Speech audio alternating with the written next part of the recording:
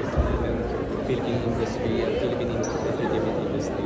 Siguro, minsan may pangarap talaga na biglang makikinig ang Diyos, makikinig ang universe as long as binibigay mo yung puso mo at trabaho mo and at the same time hindi mo na siya ginagawa para sa sarili mo.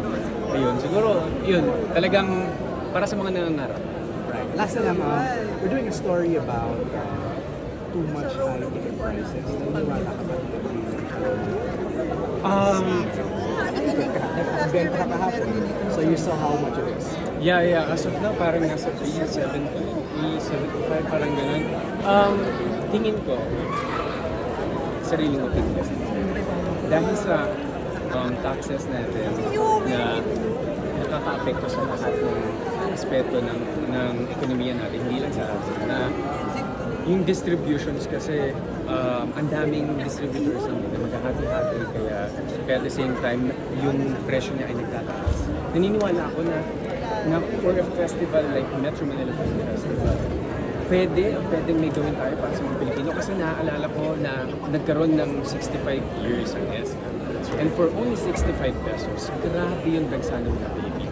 Imagine, ganun kadami ang Pilipino na gusto talaga manood at nagmamahal sa Pilipino. So imagine kung somehow kaya pa natin ibaba in 370, baka mamaya mag-extend yung Metro Manila Film Festival natin. And sana lang gawin natin to para sa mga Pilipino kasi deserve nilang manood and matuto sa mga pelikula aside from textbooks. Alright, Thank you so much.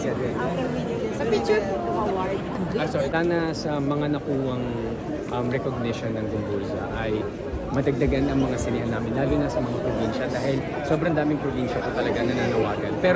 Pero yung clamor po para sa pelikula ay medyo nagsisimula ng pumasok dahil nung nagsimula kami na 39 ng cinemas, I think ngayon parang 46 and sana sa mga darating pa ng mga araw ay dumami pa dahil itong pelikula talaga ng Gumburza hindi lang to kwento ng tatlong paring market, kwento natin lahat ng mga Pilipino at deserve ng mga Pilipino na mapanood po. Cedric, reaction mo lang kaya Mabiodo, sila Dingdo.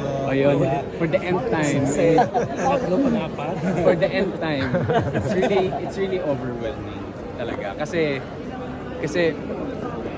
through the years of experience kasi grabe na yung maturity nila. And as you can see kanina, grabe yung stuttering ko, grabe iyak ko. As much as possible, I wanna compose myself. Pero yun nga, nakalimutan ko pang mapasalamatan. Lahat ang gusto kong pasalamatan, but I would do that when I posted.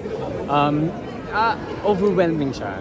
Kasi at least naramdaman ko na ito ay isang appreciation, recognition, and affirmation sa 10 taon na ipinaglaban ko yung pagmamahal ko sa pag-arte, pagdikha at pagtatrabaho ko bilang isang artist ng Pilipinas. At level mo si Ate V. Ay, wow. Grabe talaga. May pakpak lang ako yung mga lumipad daw. Cedric, yung reaction mo. Picture lang kami ni Ma'am. Thank you po. Cedric, reaction mo lang ng first best picture kayo. Samantalang humakot kayo ng I think we are second best picture. Yeah.